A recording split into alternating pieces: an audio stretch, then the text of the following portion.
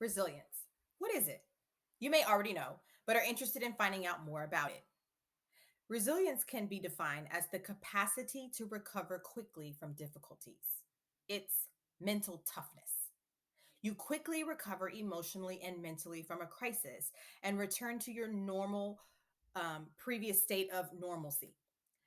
The physically resilient person recovers rapidly from some type of injury or illness. Life is going to throw a lot at you. That's probably not a newsflash. You've undoubtedly dealt with hardships and loss several times in your life. That is why I like to use the term Lifejacked. My name is Dr. Rowe, and you found my YouTube channel, Resilient Moms Club. Thanks for joining me today. Now, let me explain Lifejack to you.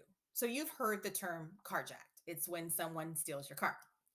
They take your vehicle either violently or non-violently, but forcefully, and you are left devastated with no transportation because someone has taken yours from you. And of course, that pisses you off or makes you extremely upset, maybe to the point of snot nose tears. Why does that piss you off or make you cry with devastation? Because that car was yours. You were driving along, minding your business, and someone intimidates you and forces you out of your car. Well, I see being life jacked in that same way. You were going along, minding your business, and someone or something interrupts your life and manipulates it into something less desirable. It could be a minor inconvenience or a major catastrophe, but it is definitely not something you expected. So, how do you recover?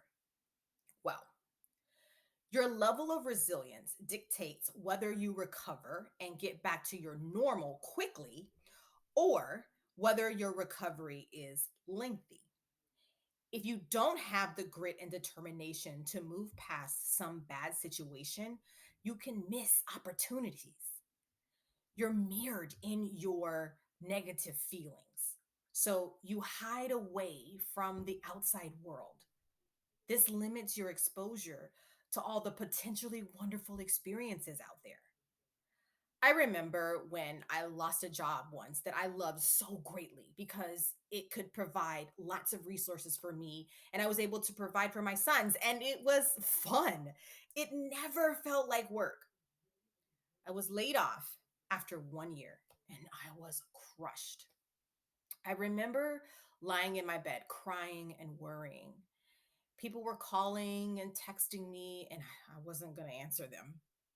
Now, I eventually snapped out of my funk, but I probably stayed in it longer than I needed to. Looking back now, I realized I didn't have to be in that funk at all. I wish now that I had known how to flex my resilience muscle because I wasted so much time feeling sorry for myself as if I had done something wrong to get laid off, when in fact, I did not.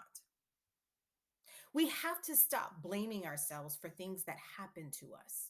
Sometimes things happen to us and it isn't a result of anything we have done. I know you play that game with yourself just as I did.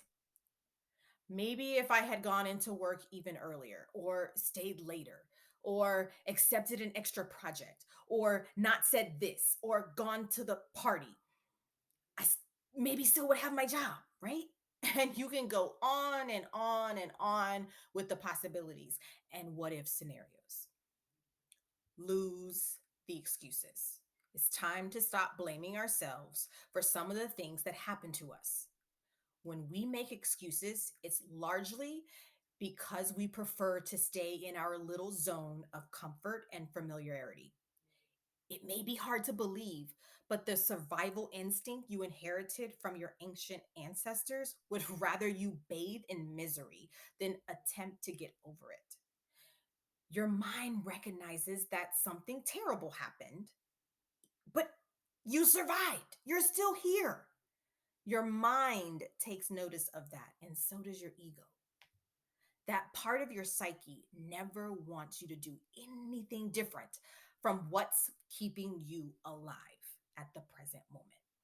So even though you're in a bad place mentally, emotionally, and maybe even physically after a hardship or a setback, you will have a very strong urge to do nothing to get out of that situation. Your ego wants to protect you. It figures that if you're alive right now, as battered as you may be, why do something that might endanger your current existence? Crazy, huh? Now, I will say this. If you know you are responsible for some of your life mishaps, then building resilience can also help you make better decisions.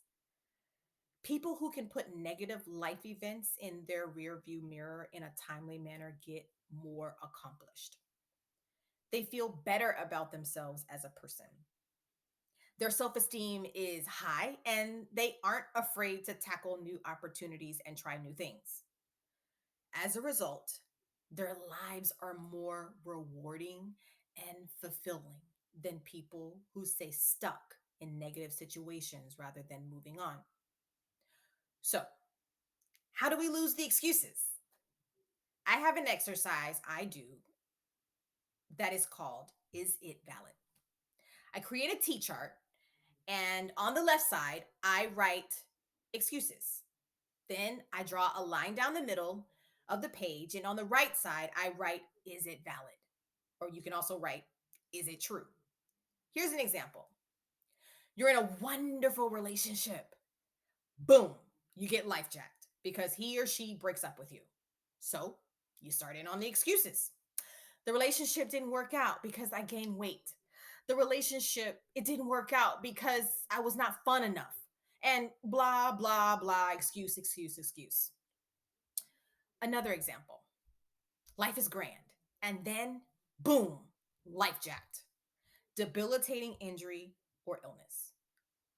The doctor says only about one out of every five people with my kind of injury ever recovers totally. Our odds are I'm one of those people that will never be the same again.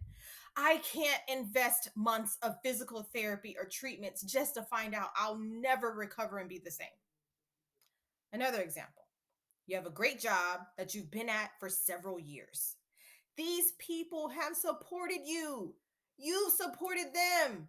Then, boom, life jacked. You lose your job as a result of a layoff. So you start with the excuses. Those are excuses, nothing more. They come from your ego whispering in your inner ear and telling you to stay right where you are.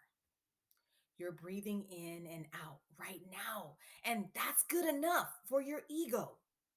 But what if, instead of making excuses and wallowing in them and creating toxic energy that is not beneficial to you or others around you, you fight against these thoughts? You want to have the resilience and courage to move past those the most debilitating setbacks. So, get out a piece of paper and create your T chart. Left side, excuses. Right side, is it valid? Excuse. Relationship is over because I gained weight. Is it valid? Even if you have gained weight, did the person say to you, I'm leaving you because you gained weight? If they did not say that, then you do not know it to be valid. So stop telling yourself this excuse. Excuse. Lost job because I didn't work hard enough.